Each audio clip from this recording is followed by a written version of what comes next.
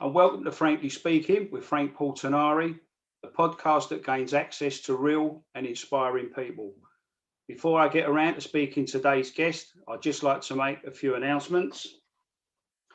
Firstly, I'd like to thank all those who continue to watch, like, comment, and subscribe to our podcast. It's very much appreciated. I'd also like to thank Raw Media Solutions for all their technical advice and support. If anyone would like to discuss sponsorship opportunities for their business concerns, please contact us. Or if you have a charity event that's coming up anytime soon and you'd like us to give it to some publicity, by all means get in touch and we'll gladly mention it. So let's dig, let's delve, and let's discover. Let's engage, let's explore, and let's experience the fascinating life of today's guest, Paul Miller. Paul, welcome to Frankly Speaking. Hi, Frank. You're right. Good. Lovely to see you, Paul. The questions I'm going to ask you, Paul, some of them are for my own personal intrigue, but also, as you know, you've got thousands of fans out there, thousands of fans. And I couldn't possibly have written down every question, that's for sure. But what I would like to do is to ask you where you grew up. I know obviously you grew up in London, but if you could tell the viewers what part of London you grew up in. Well, yeah. So I'm a very proud East Ender. Quite unique nowadays to be one of them. There's not many of us left, real ones. Born in Whitechapel Hospital, which is less than a mile from Bow Bell, so I'm a proper Cockney. I went to I attended Morpeth Secondary School in Bethnal Green. Didn't go there a lot. Done in just enough to play for the representative sides and whatever. Had a good upbringing.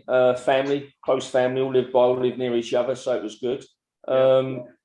And recognised that I had some sort of talent, ability from about 9 years old, really. Right. I only ever liked football. I didn't play any other sports. Well, we didn't have any other sport. There wasn't so many golf courses and tennis courts in the East End.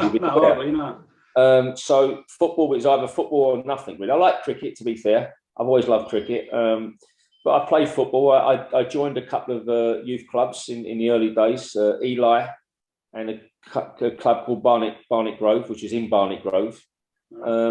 And then I started really. My serious football was play centre football. Play centres were a place that you stayed on after school because your mum and dad worked, and you stayed there from 4 o'clock till sort of 6:15. Then you walked home. Obviously, you would never let your kid walk home today, a 7-year-old, 8-year-old, would you? But you did. And that's when I started playing football. And play centres would play against each other. So the junior schools, and I went to Lawrence Junior Boys in Old Bethnal Green Road. We would play against other junior schools in the playground, by the way, you know. So not many fouls, and if you went over or against the wall, it sort of hurt, didn't it? And I enjoyed that. And then I suppose the big thing is that I went and played for a Sunday morning team called Senrab, which has been very famous for producing lots and lots of players, and in more modern day, Ashley Cole, Ledley King, to name but two, yeah. John Terry, I believe, as well. And that coincided me playing for it, getting selected for East London Boys, right, which is a big honour in those days. Yeah, I mean, because obviously East London was a big place, and so I played for East London, played for Senrab, and that's when I first got spotted by scouts. And Senrab were associated with Chelsea. Chelsea bought all our kit, so I then went to Chelsea as a young 10-year-old. We trained at Mitcham. So me and another young guy called Jerry Murphy, who later played for Palace and Chelsea, we would get the journey from Stepney Green Station, changing to Monument, Northern Line to Malden, a 118 bus to Mitcham, the training ground. This is about an hour and 20 minutes journey for 2 10, 11-year-olds. Whether you let them do that today, I don't know. We had 1 or 2 skirmishes on the way as we were travelling through South London, you can imagine, with our school uniforms on. And so a few boys thinking, who are you? Where do you come from? But the thing is, we quite enjoyed that. And we like to row, we like to fight. So it really wasn't a problem for us, yeah. But Chelsea was good for me, actually. And I played with lots of better boys, and it was good. And I ended up having about nearly close on 3 years there. But what happened then, and I quite liked Chelsea as a kid. I often joke with my mum she picked up the wrong baby. I was really born to rich parents, you know, and wealthy. I should have come from an affluent family rather than a not so wealthy family. But I mean, then Chelsea had problems with their new East Stand they built. They sold Osgood and Hudson. I thought, hold on a minute, this club are going to struggle to pay me some decent money. I'm a little bit older. So, and obviously the doorbell was ringing all the time by then. I lived in Digby Estate, which is around the corner from Morpeth School. And, you know, every night the scouts would be knocking. Remember, they only had your phone number. There's no mobiles in those days. Or they'd come and knock on your door and come and spend 3 hours in your front room talking to my mum and dad about, you know, why their club's the best. And it sort of became a bit of a game in the end. And so Tottenham eventually came knocking after I'd been to West Ham and I'd done to Arsenal, QPR. I even went to Man United for a week. I went to Ipswich and Coventry. I was never leaving London. I'm a London boy. But one day, the first introduction from Spurs came from a funny situation. So I was getting ready to go training one. I was going to train somewhere. I don't know where I was going. It was about 4:15, and I knock on the door. I open the door. Mum and Dad ain't in, by the way. I open the door. There's a fella standing there with a Mac on and boots. So I said to him, "Yeah, what do you want?" I know he's a copper, right? I knew that. And I was told when I was little, don't say anything to policemen, right? Very easy to talk your way into something, very difficult to talk your way out of, yeah? So you don't talk to policemen, full stop. So I said, "Yes, what do you want?" He said, "Is your mum and daddy?" And I went, "No." I thought, "Oh, God, what's happening there?" I said, No, they're working. Why? What do you want? He said, "Are you Paul?" I went, "Yeah." God, has he known my name? And I don't do anything, by the way. I'm straight, yeah? Nothing crooked. I said, "Yeah." He said, and he realised I knew he was a cop. He said, "I'm not here on official business." And he gave me his card. He said, "I'm here representing Tottenham Hotspur." So I looked at his card and it's got on there, Harry Brooking, Tottenham scout. So I said, I wonder when you would come round. I've been waiting for Tottenham because you're the only ones who ain't really West Ham and Arsenal have been here. I wonder when you were going to start coming round. He said, "Yeah." He said, "Obviously, we know you've been all the clubs, Paul." And he said, just to give you a little bit of security, he said, "Do you see my surname there?" I went, "Yeah." I said, "You related to Trevor?" Because Trevor Brooking, obviously, this is 1972, 73, and obviously he was playing for West Ham. He said, "That's my son." Oh. I said, "Well, come in, have a cup of tea." I'm about 13, by the way, yeah? Yeah, I was just going to ask how old you were, yeah. And so I've let this stranger into my house. I'm making him a cup of tea, by the way. He's giving me a business card. Yeah. But of course, in those days, you could do that and, trust people or whatever. And he was a nice man and everything. I actually told Trevor this story later on in life. He couldn't stop laughing. So it was lovely, actually. So he came in. I think my mum and dad came home half hour later and I left them with him and I went. So that was my first thing and how I was. And that's how I'm probably going to exaggerate a bit more, but that's where I come from and whatever. And that was really it. But, it was a great place to grow up. It's a tough place. Presumably, did you play over Hackney Marshes? I played my first games at Hackney Marshes. So Hackney Marshes for the Saturday sides. Sunday side, we played at Wanstead Flats. Oh, Wanstead. And the district played at either Victoria Park or East London Stadium, St George's Fields, which is a horrible place to play. It was cold and horrible there, yeah. And even later on was about 14, we played Hackney and we opened the AstroTurf at Hackney Marshes. We were the first ever teams to play on that AstroTurf, which is still there today, yeah. Which is the pitch in by Burdett Road? Is that that's East London Stadium? That's the stadium, in it. Yeah. I remember playing over there when I was young. Not to your level, Paul. I can assure you that. It was always cold over there, Frank. But I played for a very successful East London side. We done well. We won trophies and whatever. And a little bit older, I played for Middlesex and London Boys after that. So I went through the things. And strangely enough, our London Boys team produced 10 players that made it. 10. Wow. I mean, I can give you the list of who they were. So you had Peter Hucker, who played in the cup final against us for QPR. Yeah, I remember that. Yeah. Myself, Billy Gilbert, and Danny Salmon, who played for Millwall and Brentford. Yeah. Midfield, John Chidozie, Vince Hilaire, and Jerry Murphy. and Henry Houghton, Chris's brother, played Ryan, and then Nicky Morgan up front, who played West Ham and Stoke. 10 of us made it, by the way. So my actual year was a very special year. And most of the boys, because obviously I played against a lot of the Northerners as well, most of the best boys came from London, which is amazing, really, of my particular year. It probably only ever happened once like that. I don't know. I've never heard of it ever happening again before or since, that so many boys from London in one year actually became pros and played hundreds of games. So it was quite unique. So what age was you when you joined Tottenham? So I went there. It was funny, really. I went there as a I think, probably just about 13. So we got invited. My dad and I got invited to meet Bill Nicholson. Power cuts were on, so that's when I went. It was a power cuts, So we get the 253 and the 149 bus. My dad never drove, by the way. I taught my mum to drive, and we go there and we go to see. And of course, there's no lights, but Spurs the gym. The lights are on in the gym, and they're training. I see the two gymnasiums. They've got one on top of the other, and we go into Bill Nicholson's office with Eddie Bailey, me and my dad, and he's got candles in his office. I'm thinking that's more appropriate. So anyway, Bill's talking about the club and whatever, and I was obviously asking for money to sign for the club, because I was being courted especially by Palace as well. Mike and Malcolm Allison, Terry Venables, they were offering a lot of money at the time, so that's why they got so many schoolboys that my age.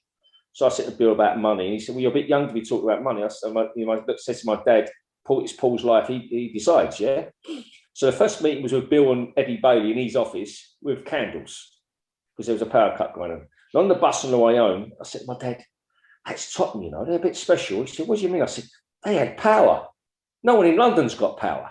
And they've got power in the gym." I didn't know about generators, of course, did I? But what I'm saying is, I thought they must have a deal with the council. They've got lights on in the gym. So it was really quite unique for me, I started training there, and at one stage I was doing 4 clubs a week. I was doing Palace, Tottenham, Arsenal, and West Ham. I got to a different club every day. You could do it in those days. You didn't have to sign until you eventually signed schoolboy forms. So I was playing one against the other and getting loads of kit and trainers and boots all given to me. Actually, after 11 years old, my mum and dad never had to buy me any football stuff, trainers, boots, or anything, which was a right result for them. And so I went, and I liked Spurs. I mean, and then what happened as well, the following couple of weeks, they invited us through Harry Brooking to the Corner Pin, which had a restaurant there. Because remember, there's no dining facilities at Spurs then. I mean, the boardroom may have had stuff, but he invited us there. We had a meal, me, my mum and dad, and we went and watched the game from like decent seats, in the West Stand. And tried to court me, and it was quite nice, really, to do all that. Spurs drew 1-1. We were crap, by the way. This is just starting to get out of the good side, Anyway, we didn't play particularly well, but I said, "Well, I like Tottenham, and what do you think?" And listen, at the time, there people like Chris Hughton's there, Glenn Hoddle was there, Mark Falco's there. Well, I've known Mark a long while. I've been playing against Mark in Saturday and Sunday football, and obviously Hackney boys, East London boys. Although Mark's a year younger than me, he played a year older, So I knew Mark. So it was I knew some boys there, And I thought, "Oh, this isn't bad." And also at that time, I just after that, I met Bobby Moore through a family friend, and Bobby advised me to sign for Spurs because he wished he'd have done when he was younger, when he was, when he had an opportunity. That's maybe a story for later on. It really pisses off the West Ham fans when I tell them, but it's a true story because Bobby became a great friend of mine and a great advisor and the most wonderful man in the world, actually, Bobby Moore. And you never hear anyone say anything different about him. Whoever met him, top chap, top gentleman. So eventually I signed for Spurs, and that was it. My loyalty goes to them and my whole family. I mean, even my cousins now, and everyone supports Tottenham, my family. So it just shows you. I sort of added a few to the big support anyway. I'm sure all the chairmen appreciate all the extra gate money, don't worry. So I'm going to ask you a few questions now, then, Paul. Obviously, we've a lot of your fans, me included. So, what was your first game? What was your first team game at White Hart Lane? First game was a nice easy one. I assumed it was at White Hart Lane and not at White. It wasn't actually. It wasn't, but what happened, I played in a very successful reserve team. Spurs at the time had 2 teams, the first team reserves, there's nothing in it. But we had some great youngsters coming through, as you know, that came through later, yeah? And we would beat the first team in training all the time. And I was knocking on Birkinshaw's door every Friday. Why not playing? Why not playing? I was 17, 18. They kept saying, well, I don't think you're good enough. I said, well, I think I am. And you're a bit of a nuisance. Keep knocking on my door. So what happened then is that I went out on loan to a club called Scheid in Norway, in Oslo. I was the first ever player to go on loan from Spurs. I went out there. We finished 3rd in the league. We qualified for the UEFA Cup, and I was voted best foreign player in Norway. A great time out there as well. It was wonderful. And the money was a lot better. So eventually I come home, and obviously I come home to this great reserve team again, and we're winning the combination by February. It was embarrassing. But I kept knocking on his door, and eventually, and I've been in the first team squad a few times, 13th man, wasn't playing, but we was having this, Ozzy and Ricky had arrived, yeah? So we're back in the first division. And so we're going to play Arsenal at Highbury. So I don't know if I'm going to play or not. I'm in the squad again. I've been in the squad quite a lot. So I walk across the car park and the chairman says to me, Mr. Sidney Well, he said, good luck tonight. He never really speaks to me normally. I went, oh, thank you. What's he telling me good luck for anyway? What's he wishing me good luck? And we go in, have our tea and toast. This is about 4:30, 5 o'clock. Keith said, right, I'm making a couple of changes from Saturday. This is verbatim. He's been driving me fucking mad. So I've decided to give him his chance. So Maxie, you're playing tonight. Show me what you can do. That's all he said. So that was how I knew I was playing, yeah? I forgot the rest of the team meeting. I quickly phoned my mum and dad up, remember at home. Mum and dad were managing a pub then. I said, so get yourself to the game tonight. I'll leave your tickets, in the back doors because I'm playing. So they didn't know, yeah? So we go, we do the short journey and go there. And obviously, I knew Highbury quite well. I mean, I played, quite a few times there in the reserves. Yeah. And we played brilliantly that night. Pat Jennings had an absolute blinder. Pat, obviously, great friend, lovely man. Yeah. Biggest mistake we ever made, letting him leave. But he had a blinder, and we got beat in the last minute. Frank Stapleton scored in the last minute. I think Dainsy weren't too clever on the cross, to be fair, yeah. But it was a great experience, 65,000. Obviously, Spurs were everywhere. They took the North Bank once again, as they always did. And it was, for me, was great. So I couldn't have played at a better place for me personally. And I played there quite a few times afterwards, as you would know, and we won there a number of times. So it was a great place to make your debut, to be fair. Yeah, I didn't realise that, Paul. I didn't realise that's what you. I wasn't expecting that. That's why I asked about whether it was home or away, because I just automatically assumed it was probably going to be an home game. But what a great! So it was a baptism of fire. When you get 65,000 and 2 3/4 of them hate you, it was quite nice actually. Right, let's have a look. Well, I've got to ask you this. I mean, you didn't play at Wembley once. You played. I'm talking FA Cup finals now. You didn't play just once. You played twice. What did it feel like the first time? The Manchester City game. Well, also we had 2 replays, didn't we? The Man City. So what you do, Frank, you spend certainly you would know from our age group as well, and a lot of people will listen to this. The reason you become a footballer is to play in a cup final. When you're a young little boy, a cup final starts at 8 o'clock, doesn't it? And it goes off about 6 o'clock at night. You watch it all day. You got it's a knockout cup final, all the things that go with it. You watch the teams get on the coach, come and all. You spend the whole day. After the cup final is finished, you go to the local park or wherever in the street, and you try and emulate the people you've just been watching. And that's the reason you become a player, because you want to play in a cup final.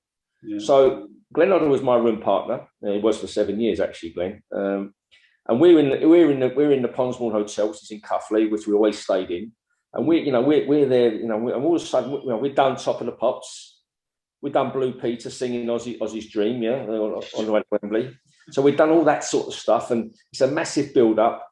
And then we wake up cup final morning.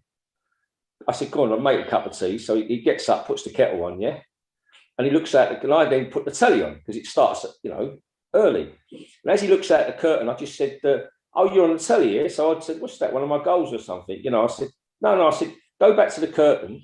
So as he goes back, the cameras are on the hotel, and they can see Glenn looking out the curtain.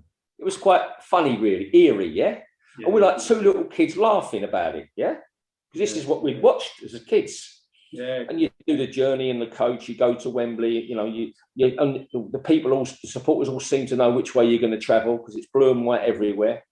And you get down Wembley Way, and there's thousands, isn't there, Wembley Way? Yeah, see you in. It's a wonderful, wonderful experience, you know, with the suits and all the rest of it. Go in the dressing room, lots of telegrams. A lot of people don't know what telegrams are, but certainly. No, I was just going to say, you might explain that one. You know, with loads of telegrams, you know, from people. And the biggest thing of all is when you walk, you're in the tunnel, and it's Abide With Me, yeah? So you've heard this being sung all your life, haven't you, really? Yeah. And you can hear all the crowd and whatever. And then when you walk out, it's like a big light beacon shining, and you walk out, and it's like your ears popping because there's a noise. And you're walking out, and you start remembering. For me, you start remembering as a kid how many cup finals you'd watched. My first one I really remember was Spurs and Chelsea in '67. That was the first sort of cup final I remembered. And you start thinking, you know, this, and obviously with the Argentinians playing, it's the first time South America ever saw this as well. So it's something like 800 million, a billion people are going to watch it. You start thinking, this is quite eerie, yeah? We're going to meet the Queen Mum, and we've already been told the night before what to say to her, how to address her, you know, man, and whatever. So you do that walk, quite a long walk from the tunnel to the halfway line. You're looking up for your mum and dad and whatever, see where they are, and you're trying to wave to them, you know, because all the families are sitting together. And it's a wonderful feeling, but it sort of takes you somewhere else. It's not good for you because you're supposed to be there to play football. Yeah, I can imagine. Meet the Queen Mum, and I remember it was myself, Hod, and Gran Robert standing together, and she comes along and says, "Oh, you're all very young, aren't you? Are you nervous?" And in unison, the three of us said, "Yes, ma'am, very nervous." The three of us said it together, which is quite funny, really, yeah? The great thing for me that happened when we kicked off, after about a minute, Kevin Reeves, their centre forward, isn't, you know, normally a nice, quiet, mild mannered lad. He come across and smashed me in the chops as I headed the ball away. Well, of course, that woke me up, giving him a bit of verbal back. And now I could be at Cheshunt training. Yeah. Now I'm forgetting about 100,000 and hundreds of millions around the world watching. It was good for me to have that. And so the cup final was wonderful. And obviously it was the 100th cup final. Yeah, maybe sitting there for a while. We hadn't been there for a while. Both great supported clubs. And it was a difficult game. We were probably quite fortunate to draw. We didn't play particularly well. I didn't get into that game. It's bloody sod's law. I've been to every game leading up to it, you know, home and away, and I didn't get a ticket for that one. But because it was then played on the Thursday night, the replay was on the Thursday night, understandably, not so many City fans came down for that, which freed up a lot of tickets. So we landed in part of where, I mean, it was segregated, but what would have really have been designated for City fans. So I was quite lucky then, and I'll make no bones about it. I'd forgotten what winning a cup was. I remember when we played in the League Cup final against Aston Villa. I remember standing outside Wembley. I didn't get in. I can remember us then beating Norwich in the League Cup final, and I didn't get in. And I thought, this is obviously life for me, isn't it? We get the finals, and I don't get in to see them. But I was very lucky, and I'll make no bones about it. I cried my eyes out. I absolutely the shock of seeing us, being at Wembley, and actually winning, and then that goal that Ricky obviously scored as well. Great memories. Well, just on that point, on the first game that I ever went to see, really as a Tottenham boy, is they gave us two tickets, me and my dad, was the Norwich Cup final. Yeah. And so I went to watch the Norwich Cup final as a Spurs sort of schoolboy then, just were there. So that's a memory for me as well, Yeah, Ralph Coates, wasn't it? Ralph Coates got that. Ralphie, God bless him. Yeah. Well, I'll have to give her a mention because she's a bit down in the dumps at the moment. Our technical advisor, Kev, his wife, Jen, she's the daughter of Jerry Gow. And of course, Jerry Gow played in that game against you, well, obviously against Tottenham. He did. So nasty little bastard. Yeah. And all over the park for both games, or tried to.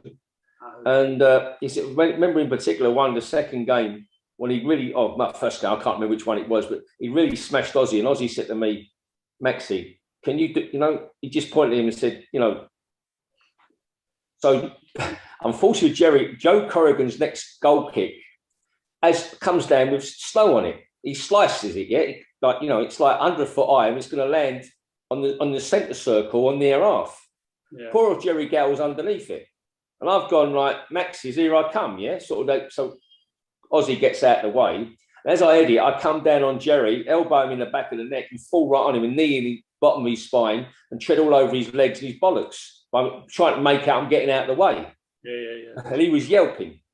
And obviously, Ozzy's leaned over and said, see, I told you, we'll get you back, yeah? Sort of in words to that effect. So it's quite nice. Jerry was a good player. Jerry, I played against Jerry at Bristol City, the very successful Bristol City team they had. Very respected. They went to first division, and Jerry was a good player then, a very competitive player, and one of the older heads in the men's city. They had also had a young side as well. So no, I mean he was a decent lad, and part of a good team. But obviously someone has to win, yeah. I can imagine him being interviewed somewhere now and someone asking him, do you remember Paul Miller? And I'm sure he does. I'm sure, yes. I think most people who played against me remember me. I think that's the big thing. Yeah.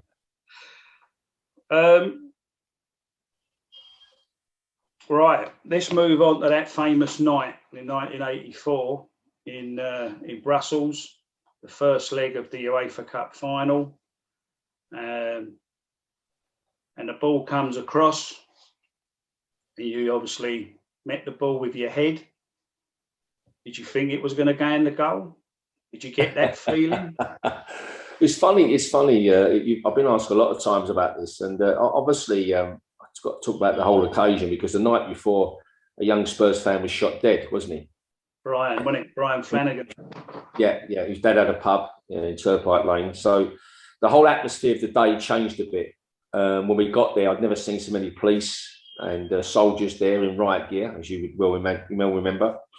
Because I think we had 8,000 or 9,000 behind that goal, and probably another 10,000 in the city anyway. We didn't have tickets yet.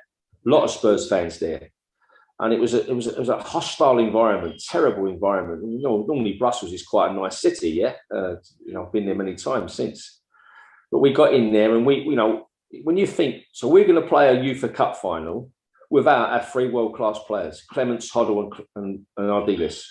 If you'd have said that at the start of the season, they said, no, you've got no chance. Yeah. But they didn't play in the quarterfinals, semi-final, or the final. Whilst he came on at the end, he was still knackered, yeah? So what I'm saying is we did that, playing quite defensively, really. But that night, you remember, we played extremely well. We should have won a lot. The game should have been over. We should have won 3 or 4-0. Mark Falcon and Steve Archibald missed some great chances, which was unusual for the two of them not to take them. But before the game, I got interviewed by Barry Davis, the BBC man who was showing the game, and he said to me, Paul, you haven't scored this season. I'd been injured. I'd had a nasty cartilage injury from September till January. I missed 4 months of the season. And he said, you haven't scored. You always score a few a season. You haven't scored. I said, no, tonight will be a good night. Anyway, I go up for the corner. The joke is that I actually tried to head the centre forward's head, missed him, headed the ball, and it went through in the top corner. But Mickey's ball was top class, and obviously I managed to get my head on it, and it flew in. But the feeling also, because it was at the end where the Spurs fans were, wasn't it? I was behind the goal. I've probably met nearly everyone who was there, or said they were there. Yeah, over the years. So it was a marvellous feeling, and unfortunately, with a couple of minutes to go, Parks, he fumbles the ball and they smash it in. It's funny, he makes a mistake there, yet becomes a hero in the second game with the penalties. But on the plane on the way home, we were a bit subdued because we realised we should have put the tie to bed in this game. We should have won 3 or 4-1, really, yeah? And we didn't. And we knew that they probably would come out a little bit more. But for me, it was lovely. I mean, I don't think you think too much about it. You think more about it now than you did then. Okay, I'd scored a goal. It was a European final. I mean, I think I'm only one of 7 or 8 players ever to score a goal in a European final for Spurs in history. So it's quite a nice thing, yeah. We only had one. We lost. We've lost 2 now. UEFA and the Champions League. And we won 3: the Cup Cup and the 2 UEFA Cups. Yeah. So I think there's only 7 of us scored goals in European finals. Yeah. and I'm one of them. It's funny, and Robbo, the other one. So 2 centre halves score as well, which is again quite unusual. Yeah, but I mean, it was a great occasion for us, and I think it was a good time as well for the club, although it had been taken over by an absolute idiot called Scholar who ruined our club actually. And someone else took it on after, who ruined it even more. But what I'm saying is that it was the height of the success, and we'd grown up as a group, and it was a fantastic time for us. It was a great finish for Birkenshire as well, wasn't it, to go out like that? Yeah, and that was the other thing. I mean, Keith got told in the away leg at Austria in the quarter-final he was being sacked, and kept it quiet until about a week before the final. Right. None of us knew, only Steve Perriman knew, yeah? I mean, how can you sack a manager? You just won the... Yeah. And by the way, let's just get it right. The UEFA Cup in those days was like the Champions League is today, because in the European Cup you had the champions of all the countries. So out of all those countries, only 6 or 7 decent countries. There's only 6 or 7 decent teams. In the UEFA Cup, you had 3 or 4 from every country, one of the top countries. So you had 6 or 7, 3 or 4. So you had about 20 odd teams who were top sides. I mean, if you look who we beat. Sorry, every team we beat in that year won their domestic league, by the way, that season. Was the Austrian one? Was it Austria Vienna? Yes. Yeah. I remember going there. Yeah, I remember. Yeah. Brazil scored in both legs. Alan, my great friend, scored in both legs. Yeah. So so that was that. So it was a great thing to win. UEFA Cup was far harder to win than the European Cup or the Cup Winners' Cup. Well, true to form, I didn't get into that one either. I didn't get into that far. In fact, come to think of it, when we won the UEFA Cup the first time against Wolves, I went to the first leg at Molineux, and I didn't get in the second leg. So I've obviously got a bit of an history for missing these finals. As long as we win them, I don't mind. I'll stay away if I have to, as long as we keep winning them. Yeah. Right. Let's see what the next one was for you. Oh yeah, this is a good one. When you got to the stage where you got to your testimonial, who suggested that you choose Rangers? I did. Okay. I knew Graham Souness. We shared some good time in South Africa. We went to Swaziland 2 years on the spin. Once with Man United, once with the second year with Liverpool. Graham. I knew Graham. Graham knew my ex-father-in-law really well. I looked after him in Las Vegas and stuff. So he's just become manager of Rangers. And the thing is, we knew to get a great crowd, it was easier rather than flying in someone from abroad and paying all the expenses. Celtic or Rangers were great draws because of all the jocks in London alone, let alone anywhere else. So David O'Leary also had a testimony at the same time. He'd already got Celtic. Because I didn't care; it was either one. To be fair, it wasn't worrying. All of a sudden, Graham took over Rangers, so I went to see him back in April, the April before, and we went to see him. England were going to play Scotland, and he was sitting in the lounge at Luton, his feet up, going to play for Scotland that night against England. Right. So I go to see him, me and Maurice have a cup of tea in the lounge there, and I said, "Look, Graham, will you bring them down pre-season for me?" He said, "Yeah." So he said, "To be fair, let me phone the secretary." He said, "Because we've arranged some games. I think we've got a free weekend, which is the week before week before their season starts, 2 weeks before ours start." Right. Anyway, he phones his secretary. Said, "We haven't got a game." He said, "They're playing a tournament in Germany. We come home on the Thursday." He said, "Right, put down Spurs on the Saturday." He went, "Yeah." He said, "Yeah." He said, "And by the way, we pay our own expenses. We're flying down ourselves." He said, "Just organise some tea and toast lunchtime. We'll go straight back after." I went, "Wonderful." And that was it. Actually, to be fair, him and Walter Smith didn't go back after. I took them out for dinner that evening. Went to White Elephant on the River and went to Tramp after. Had a proper night out actually after. So, but I mean, Graham's been a lifelong friend. It was a good crowd as well, wasn't it? It was a good crowd. Yeah, I mean, and obviously Rangers fans were, well represented, weren't they? But it was a great day. I was sitting with the Rangers fans because I had friends that had come down from Glasgow. So the fact they'd come down, I felt obliged to at least sit with them, Yeah. I think we haven't played Rangers since, by the way. No, wasn't it 1-1 the score? I remember right. I think it was 1-1. Yeah. 1-1. Yeah. Okay. Let's see now. Then we've got. What was the drinking culture like at Tottenham? Drinking culture. This is Walter, by the way. The drinking culture at Tottenham was not dissimilar to all the top clubs at the time: Liverpool, Everton, Forest, Villa, all winning European trophies. It was a great. I mean, for example, ours was the best because on our coach we had 2 stewards, and we had wine and beer and 4-course meals on the way home. Yeah. Proper stuff. So yeah, drink. I mean, when Clem arrived, God bless him, Clem, myself, and Hard were like the 3 musketeers. Yeah. And Clem, and we asked Clem, said, Clem, what Liverpool got? What's the secret? What gets you there? All these trophies and whatever. We said, for a start, we don't drink enough here. Well, so we have a go. Said, no, you don't. We should go out together more. We should be closer, and we should drink more. Oh, okay. So we thought good enough for Liverpool, but good enough for us. So we did start mixing more socially, and certainly after games and whatever. And I mean, there was a big drinking culture in those days. I mean, but listen, you're playing 65, 60 games a year. Saturday, Wednesday, Saturday with 15-man squads. You train on shit pitches generally after November, playing on shit pitches after November. I mean, it numbed things up for you. A lot of us are having injections to play. That's why a lot of people are hobbling around nowadays, yeah? I mean, the biggest difference today, everyone asked me about today and yesteryear. For me, the biggest difference is the pitches are all fantastic today, what you train on, what you play on. The medical's at another standard. We never had scanning machines when I was playing, yeah? They have a scan now, they didn't exist then. And we had to play with it, jabs and injection, wanted to play as well. We wouldn't come off for anything. And the only real difference, obviously, is the money today. That's the biggest thing of all, that you want to say, yeah, I wouldn't mind the money. But as for the way they are today, I can't believe this rolling around because, when we play, he would never show you were hurt. You would never want to say, it must seem weird to you. I mean, Tottenham's got you and Graham Roberts, in defence, and so I clearly saw a lot of the tackles, and not just Tottenham, obviously our players for other teams as well, other clubs as well, and there's nothing like it today. Also, Stevie Perriman, baby-faced assassin. We had some Mark Falco and Tony Galvin were game boys. Listen, today my first tackle was a red card. Yeah, I would have right?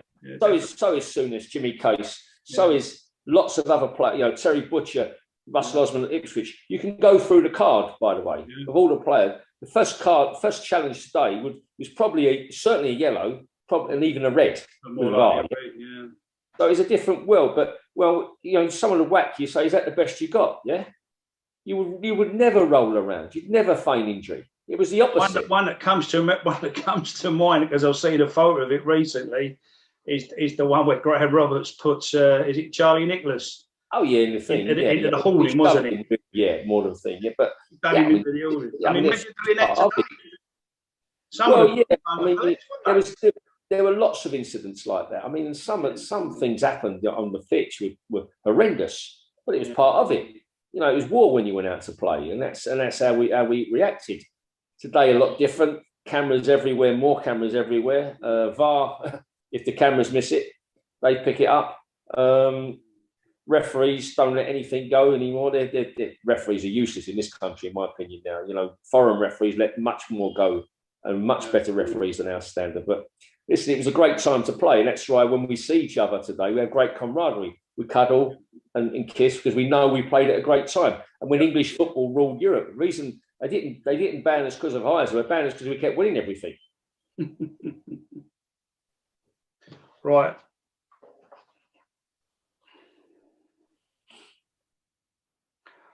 Which Tottenham player would you have liked to play alongside from a previous era? Jim, without a doubt. Jimmy Greaves. I mean, we had some good strikers at the club, but I mean, Jim was genius, yeah. Yeah, I suspected you might say him, funny enough.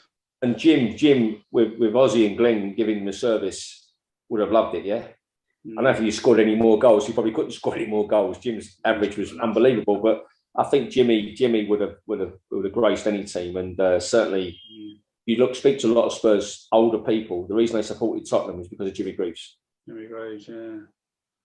Unfortunately, I didn't see enough of him, Paul. I was quite disappointed because it wasn't long after I started to go that they did the swap. Yeah, I never saw a lot of Jim. I mean, I've only seen the video. All I can say is I spoke to a lot of people who played with Jim. Gilly, God bless his soul, Chiv, Steve Perman, Johnny Pratt, Mullers, Mike England, Pat. They all had the same common tune, yeah? Yeah. Genius.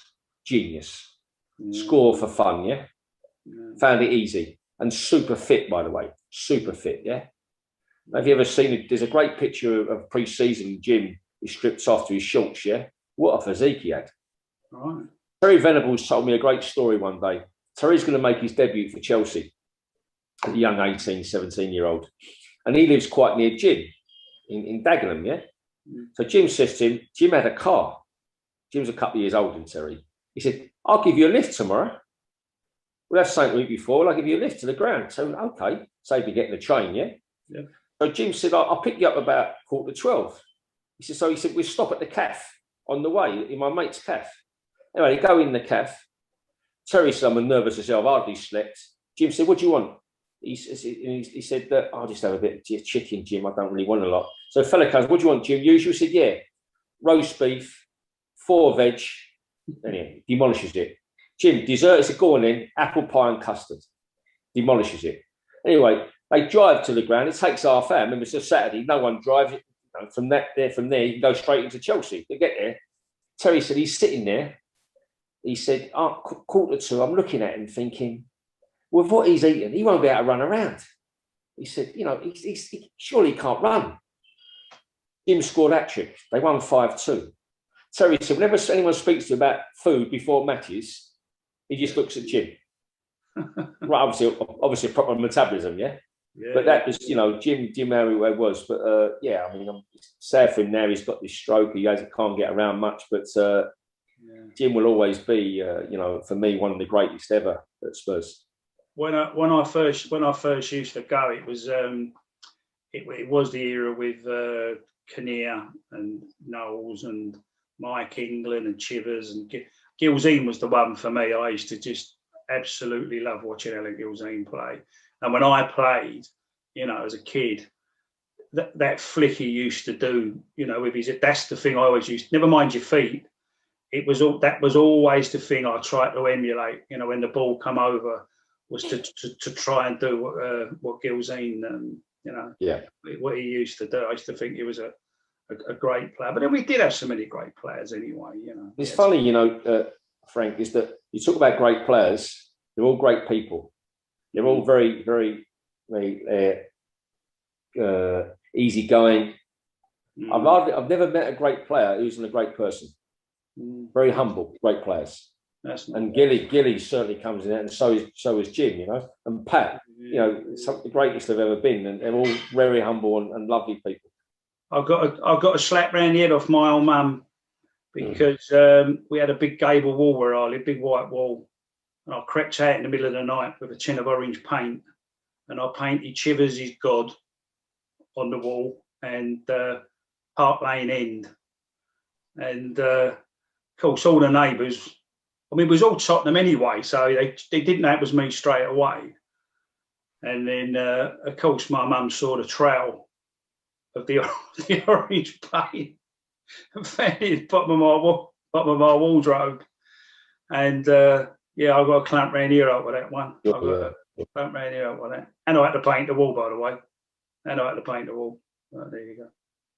All good memories. Let's have a look. Well, I think you've answered that pretty much, or have you? No. Who was the most talented player you've been on the pitch with? You've actually played alongside? Glenn. Without that. But in saying that, Glenn, who had a set of goal clubs on both feet, could do anything. Ozzy made him a better player. Right. He made Glenn even better. So you have to ask yourself, was Ozzy better than Glenn? Because he made him a better player. All I would say is both very different types of players, but both magnificent players. Ozzy, World Cup winner, and unbelievable ability and running and everything else. Still we're all very close still, yeah. But so Ozzy and Glenn, I mean, you'd be difficult to split them up, and there'd be opinions about both of them. But Glenn could do anything with a football, yeah. And both feet as well, both feet. I would probably say Glenn as well. I mean, I know people talk about Gazza and so on, but for what I personally saw, and even now, if I go on YouTube and I look at some of the old footage, you know, the goal he scored against Forest, the goal he got against Manchester United, the goal he scored where he went, you know, where he drew the players in and then he went round the goalkeeper. It was like a cat playing with a mouse. It just, you know, that's sort of. Gaz was terrific for us, but no longevity. Yeah, I mean, you know, in a couple of years, but so Glenn is, you know, with the games he played and everything else, and obviously a big Spurs fan at the club since he was 11 years old. You know, Glenn is typifies what we were as a club. Then, did you play in the first game for the Aussie and Ricky played in Belgium? Did you go to? Did you go to? I was in Norway. I was in Norway then. Oh, you was there, right? Okay. Because a lot of Tottenham fans always say, "Oh, I was at Aussie and Ricky's first game, which was in the league, was Nottingham Forest away." Right. Yeah. Right in that sense, but the actual first game they actually played for Tottenham was against Royal Antwerp in Belgium, and we won 3-1. I remember Tottenham winning 3-1. I think it's the first time I'd ever been out of the country. I'd never been on a boat. And we were standing in the pub, and a mate of mine, Billy Kern, said to me, "What are you doing tomorrow night?" And I said, "Probably the same thing I'm doing tonight, Bill, standing over to drink with you." Yeah, I mean, obviously, I've got people like you, old friends. I mean, you know, not least, you know, Jimmy Lovett and Keith Sinfield, and they've filled me with stories that I knew. And because remember as well, we didn't even saw your stories. We never saw your side. We was on the other side, yeah. And so I don't know what it was like to go to an away game and travel and do the thing, and how you got in all the coaches and trains and buses and all other stuff, and the aggravation before the games, you know, and whatever. You know, certainly Keith and Jim have filled me in on some of those. I mean, you know, World War III, yeah, and all planned as well, proper planned, yeah. And Spurs in that era, I think 70s and 80s, were a bit tasty. I think we were more than a match for most, yeah. As I'm sure you can tell me. So it was quite interesting, the boys, to hear this and see some of this. Yeah, we knew we had great following. Our away support was wonderful, and I mean, we appreciate it so much. I don't know if we could ever show that, you know. But just talking about atmosphere anyway, the greatest atmosphere that any of my team ever played in, and it's to a man, was the FA Cup replay against Wolves at Highbury. It's funny. Oh, even that atmosphere beat the UEFA Cup final night. Yeah. Yeah. Because what happened, we drew. Wolves didn't, you know, they probably came with about 15,000. Yeah. So we had approximately 50,000 there, right? Packed in, yeah. We had 3/4 of the stadium. They had the clock in, and we had 3/4. Right, yeah. We went 3 up after 55 minutes. When you're 3 up in the semi-final of the cup, you know you're going to Wembley, yeah. We could feel the vibration on the pitch. I think you're all trying to jump up and down and bring the stadium down, yeah? That is the best atmosphere that any of me and my colleagues ever played in, anywhere, regardless, yeah? Was that night. I definitely enjoyed it, that's for sure. And it was wonderful. I definitely enjoyed it. You know, we got the cup final when I've been there. So everyone asked about atmosphere, that Highbury, that night, particular night, was the best ever. Which is funny, really, isn't it? Our biggest enemy, and yet our best atmosphere was there.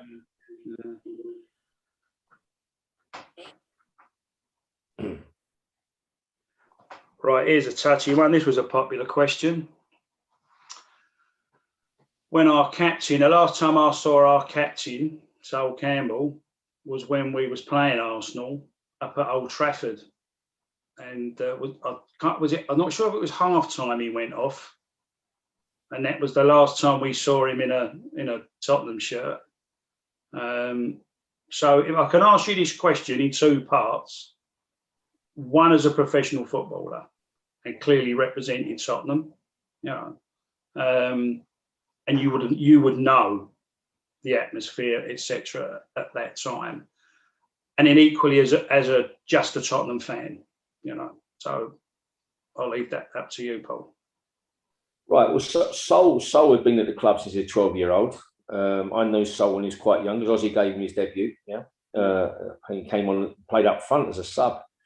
Sol was very quiet guy, great athlete, and was a good top defender, as you know. Yeah.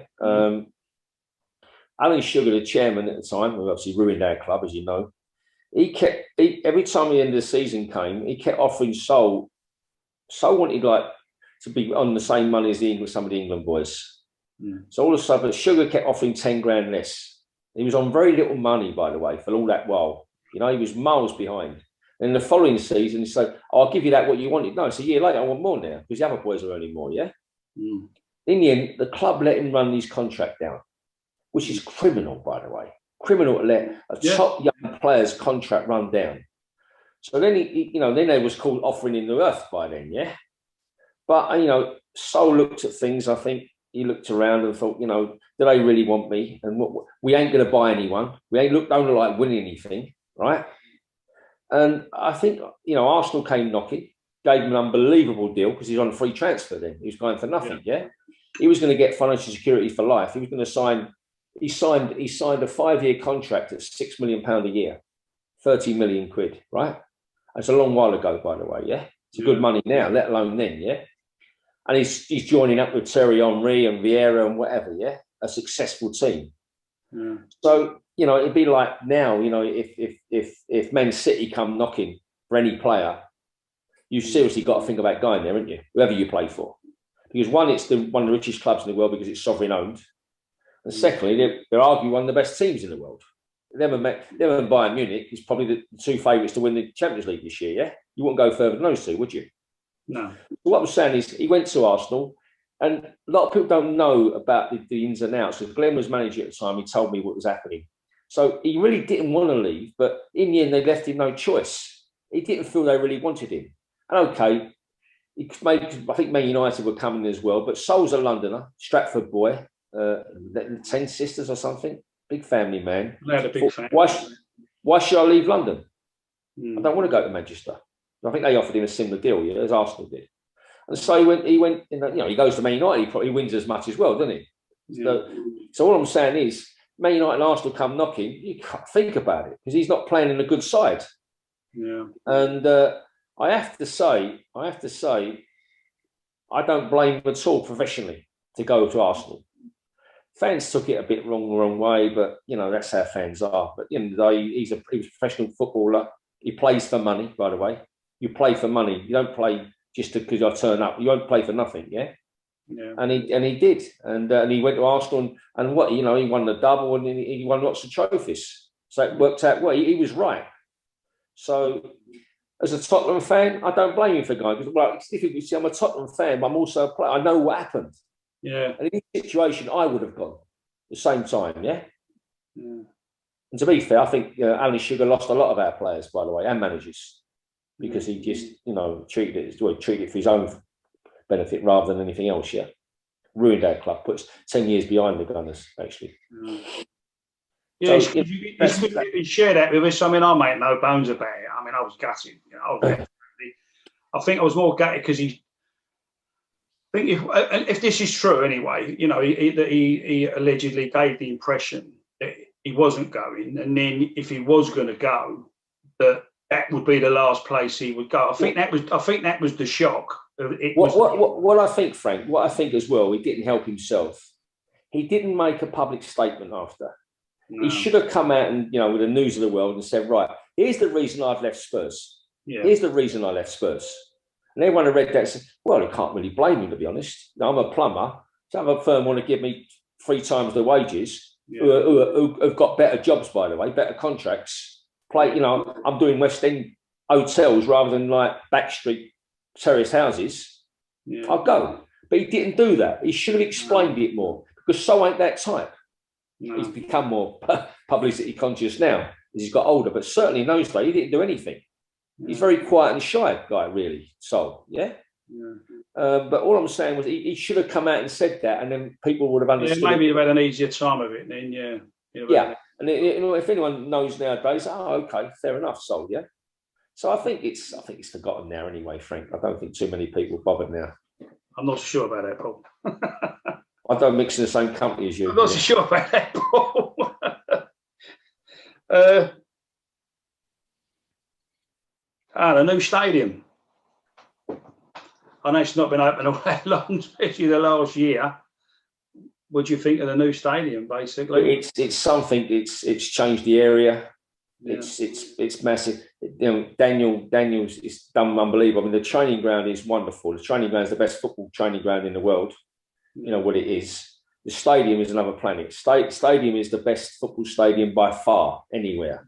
Obviously it's got multi-purpose use. I mean, it's something that we should also be proud of. And look what it's done to the area as well. Yeah, of course. Yeah, it's taken Tottenham, to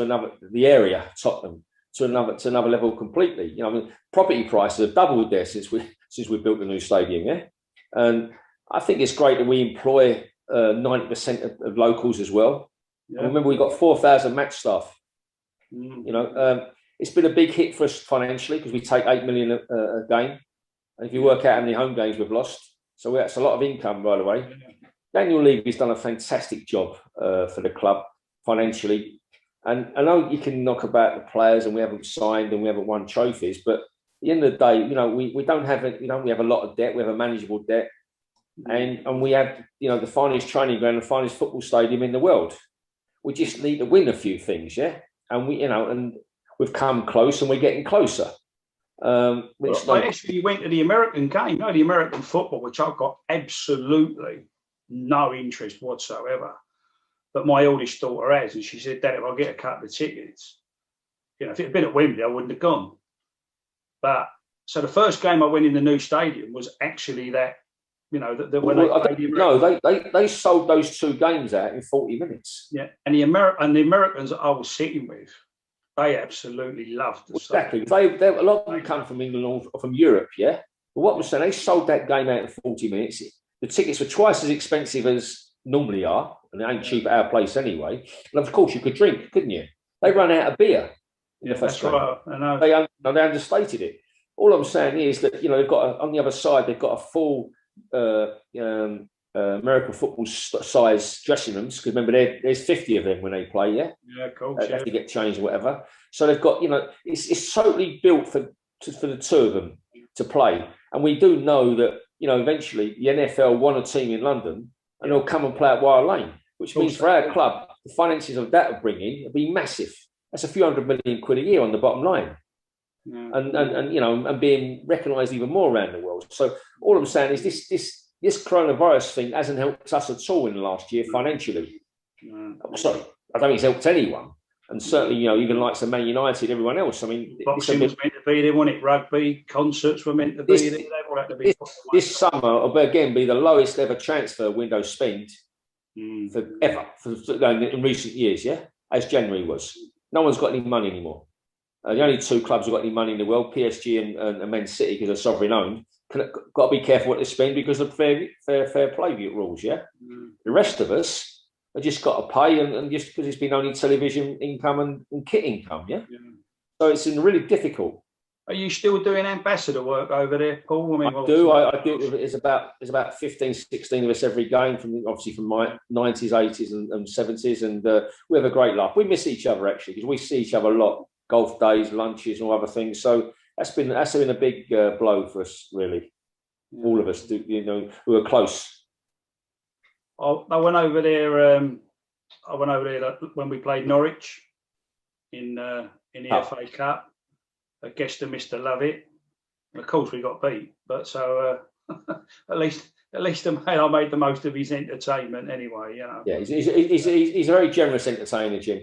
So that was nice. That was apart from the score, it was a good night. And I think he was frustrated because it went into extra time, didn't it? So that was more drink he had to pay for. And then it went on to penalties.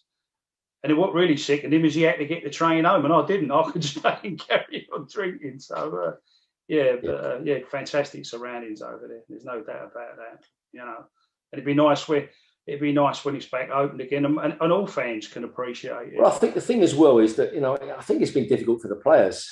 I'm close to the Kane family, and I know they find it so difficult, this no atmosphere. I mean, just for example, the West Ham game, which we were 3-up and then we end up drawing. If we were 3-up with 62,000 in there, the West Ham fans would have gone home at half time. We'd have won 5 or 6, by the way. The thing is, 0-0, it's the same atmosphere as 3-0, half hour later. Yeah, true. So that's not helping.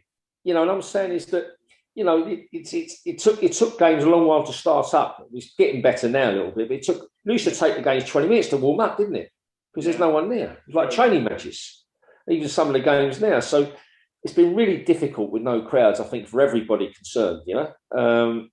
And we can't wait to get them back in. I think that's the big thing. And let's hope August we can get everyone back in. I mean, I think the cup final is going to probably have 20,000. The Euros, I don't know how many, maybe half the crowd or a third of the crowd. I don't know. In August, are they going to allow everyone to have back? I mean, hopefully by then we've all had the vaccine and they'll let us in. Yeah, but it needs it badly. Certainly for the way we know atmosphere, and certainly at Tottenham, we've got a special atmosphere there. I mean, that South Stand with the 17,000 in there. What a noise that makes! Yeah, wonderful. Yeah.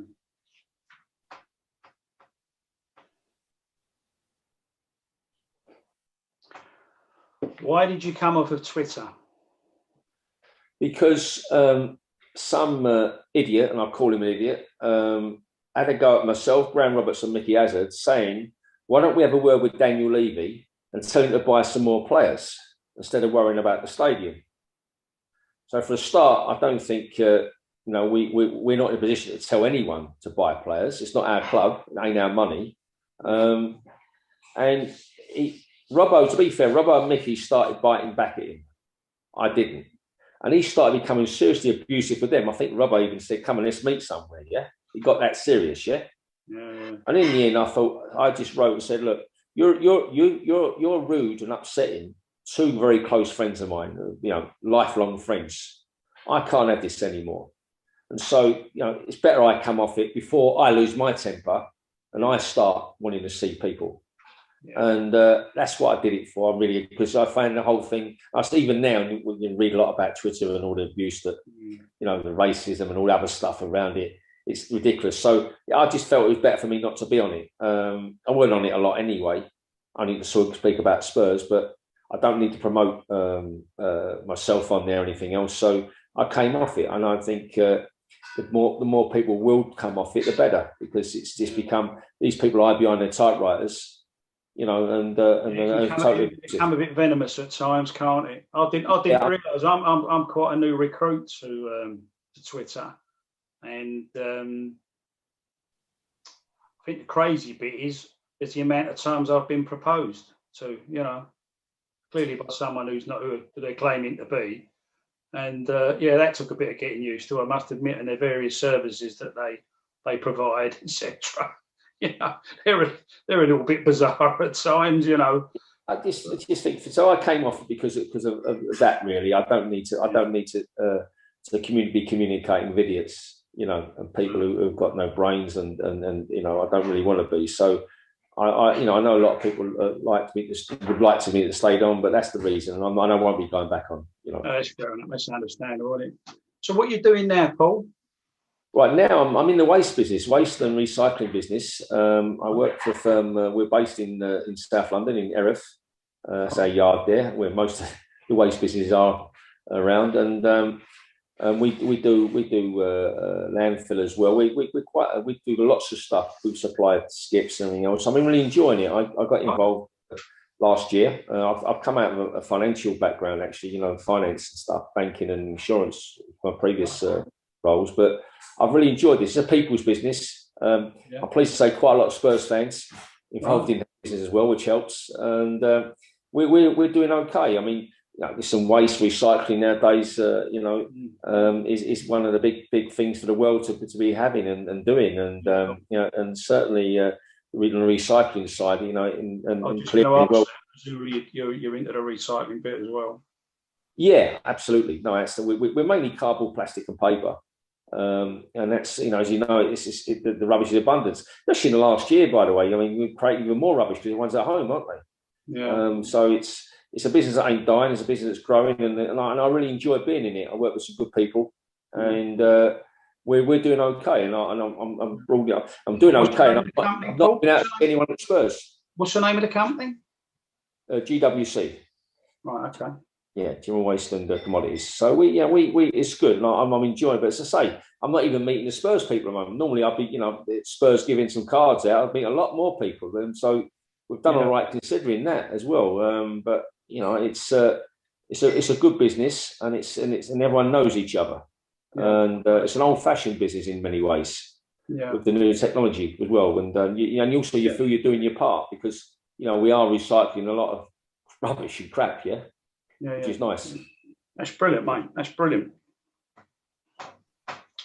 Well, I'm going to thank you now, Paul, for sharing your stories with us in your life. Been very, very informative. I think it's fantastic that you achieved what you wanted to do and become a footballer, and clearly successful. Those not many people. I mean, like, you look at people now. You can ask people now. Household names in football, and they haven't got 2 FA Cup medals, and they've not got a UEFA Cup final medal. So that's a lot to be proud of. A boy from Stepney, who just dreams about playing football. So got that level. And the players that you played with as well, and against, obviously, it's fantastic. And I'd like to thank you for coming on today, as I say, and sharing that. I've personally, it's been fantastic for me. Fantastic. Just on the point of that, I felt lucky that I played in the best of times. The late 70s, 80s was a great time to play. Yeah. And also, when you had freedom, when you had no mobile phones, you could go out and have a good time and whatever. So we had a bit of both, and we had a few quid. We started earning more money, So we had the best. We had the best of it, really. And today, people say, "Would you rather play today?" Apart from the money, no, not at all. Nothing. There is nothing else that I want to play apart from the money today. Maybe the medical's better, but what I'm saying is, it's not it, because we've got great stories. They won't have stories like this in the future. Also, as well, we have a Christmas lunch. We have 18 of us turn up for Christmas lunch. You think forget our club, any club in the country, in the world, no one will be turning up in 30 years' time, 18 of them, will they, for a Christmas lunch? No. They'll be back in their own countries or doing whatever. That's not knocking. That's how it is. That's all I'm saying. I remember coming out of games and going over to Corbury Club and turning round, and someone I've just been screaming adoration for earlier on is standing next to me at the bar. I mean, we were closer. We were closer to the fans then. I think we had camaraderie, and I mean, I know a lot of fans. I know thousands of Spurs fans. Yeah, I grew up with a lot of them as well. And that's never left you. And and as you get older, you like it even more. So no, I wouldn't swap it for the world. No. Well, Paul, thanks for the memories, mate. I'm just going to make a couple of more announcements. Again, I'd like to thank everybody that's been following the podcast. Really do appreciate your support. I'm clearly new to this. I'm loving every minute of it. And, hopefully we've got some more, interesting guest lines up, and we're looking forward to interviewing them. Again, I'd like to thank Raw Media Solutions for giving us the technical advice and support that they do. And I'll finish off by saying, Paul, again, thanks very much. It's been fascinating in talking to you and listening to you. And hope to bump into you over the Spurs very soon. Hope so, Frank. All the best. Thank you. Cheers, mate. Thank you.